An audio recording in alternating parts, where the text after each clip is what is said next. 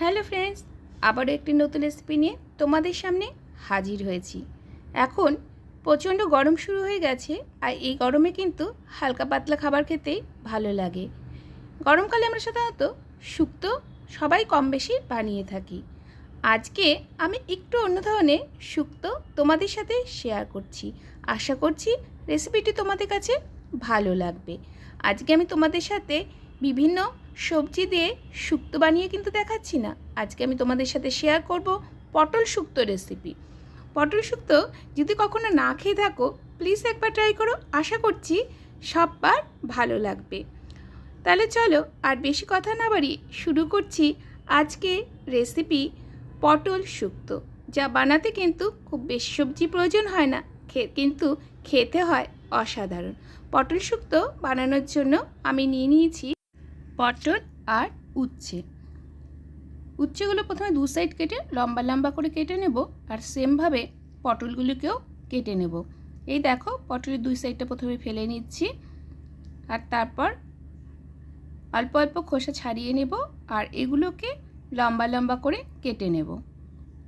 তোমরা চাইলে কিন্তু পটলের খোসা পুরোটাও ছাড়িয়ে নিতে পারো। আমি এরকম মাঝে মাঝে করে পটলের খোসাগুলোকে ছাড়িয়ে নিচ্ছি।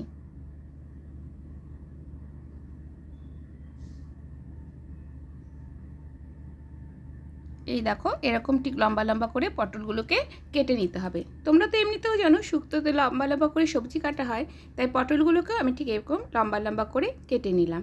একইভাবে কেটে নেব উচ্ছেগুলোকেও। উচ্ছে বা করলা যাই তোমরা ব্যবহার করো কারো, একইভাবে দু সাইড ফেলে লম্বা লম্বা করে কেটে নেবে। ভেতরে যদি বিচি বড় বড় হয়ে যায় তাহলে কিন্তু সেই বীজগুলোকেও ফেলে দেবে। এই দেখো, আমি এরকম লম্বা লম্বা করে কেটে নিচ্ছি। বীজগুলো কিন্তু আমি ফেলছি না, কারণ এখন খুবই নরম নরম বীজ আছে, যেগুলো খুব সহজেই সেদ্ধ হয়ে যাবে। যদি মোটা বীজ হয় তাহলে কিন্তু অবশ্যই মাঝখান থেকে বীজগুলোকে ফেলে দেবে।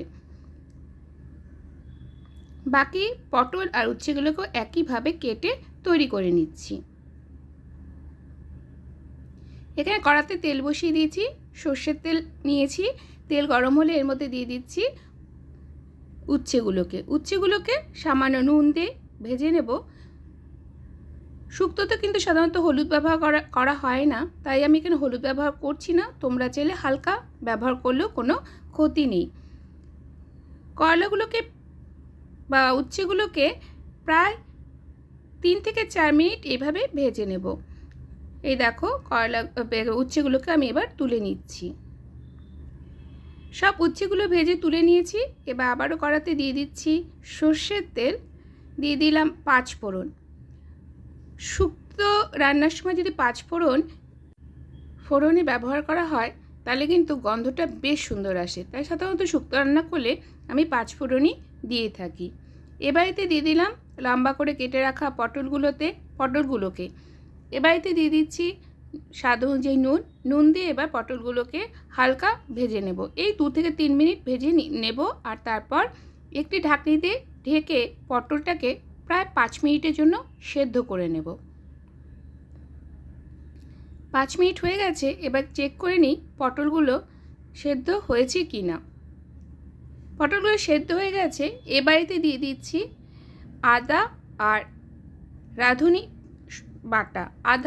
আদা আর রাঁধুনি বাটা কিন্তু অবশ্যই ব্যবহার করবে, কারণ শুক্তো রান্না সম্পূর্ণভাবে করতে হলে কিন্তু আদা আর রাঁধুনি বাটা ব্যবহার করতেই হয়। আমি এখানে 3 টিস্পুন মতো আদা আর রাঁধুনি বাটা ব্যবহার করলাম।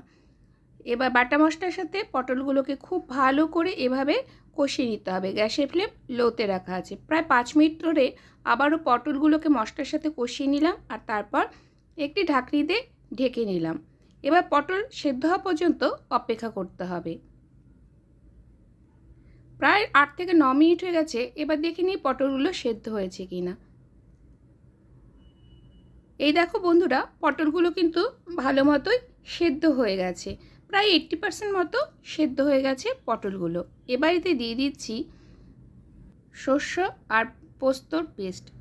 যদিও শুক্তো রান্না কোনো লঙ্কা ব্যবহার করা হয় না, কিন্তু আমি এখানে সর্ষে আর পোস্ত পেস্টের সাথে একটা লঙ্কাও বেটে নিয়েছি।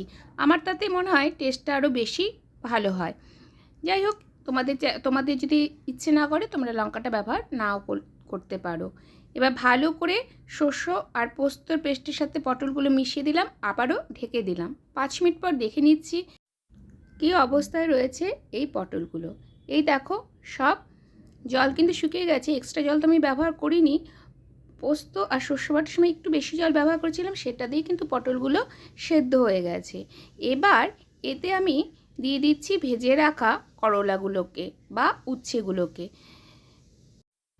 এরপর উচ্ছে আর পটলগুলোকে খুব ভালো করে প্রায় 2 থেকে 3 মিনিট মতো কষিয়ে নেব।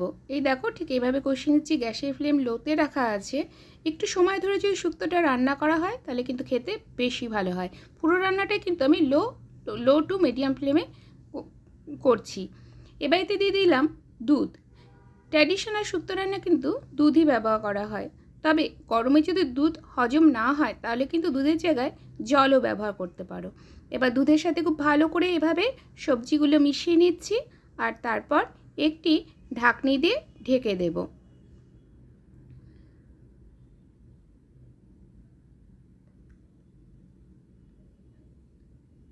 ঢাকনিতে ঢেকে দেওয়ার পর আবারও প্রায় 6 থেকে 7 মিনিট মতো এই সবজিগুলোকে সেদ্ধ করে নেব। প্রায় 10 মিনিট হয়ে গেছে। দেখো বন্ধুরা, আমার শুক্তো কিন্তু পুরোপুরি তৈরি হয়ে গেছে। এবার এর মধ্যে দিয়ে দিচ্ছি খুব সামান্য পরিমাণে চিনি। নিরামিষ রান্না কিন্তু চিনি একটু ব্যবহার করলে ভালোই লাগে, বিশেষত এই শুক্তো রান্না কিন্তু চিনিটা ব্যবহার করতেই হয়। আর দিয়ে দিলাম হাফ টিস্পুন ঘি। ঘি আর চিনি দিয়ে খুব ভালো করে সবজিগুলোকে আবারও এইভাবে সাঁতলিয়ে নিচ্ছি। 2-3 মিনিট সাঁতলে নিয়ে গ্যাসের ফ্লেম বন্ধ করে দেব। তৈরি হয়ে গেল ইয়ামি ইয়ামি পটল শুক্তো রেসিপি, যা খেতে হয় অসাধারণ। তোমরাও বাড়িতে ট্রাই করো, আশা করছি ভালো লাগবে। ভালো লাগলে লাইক, কমেন্ট, শেয়ার করবে। আর যারা আমার ভিডিওগুলোকে নতুন করে দেখছো তাদের কাছে অনুরোধ রইল, যদি আমার চ্যানেলটা তোমরা সাবস্ক্রাইব করে না থাকো তাহলে অবশ্যই চ্যানেলটিকে সাবস্ক্রাইব করে পাশে থেকো। আশা করছি ভিডিওগুলো তোমাদের ভালো লাগছে। আবারও ফিরে আসছি নতুন কোনো ভিডিওর সাথে খুব শীঘ্রই। ততক্ষণের জন্য ভালো থেকো সবাই। Bye bye.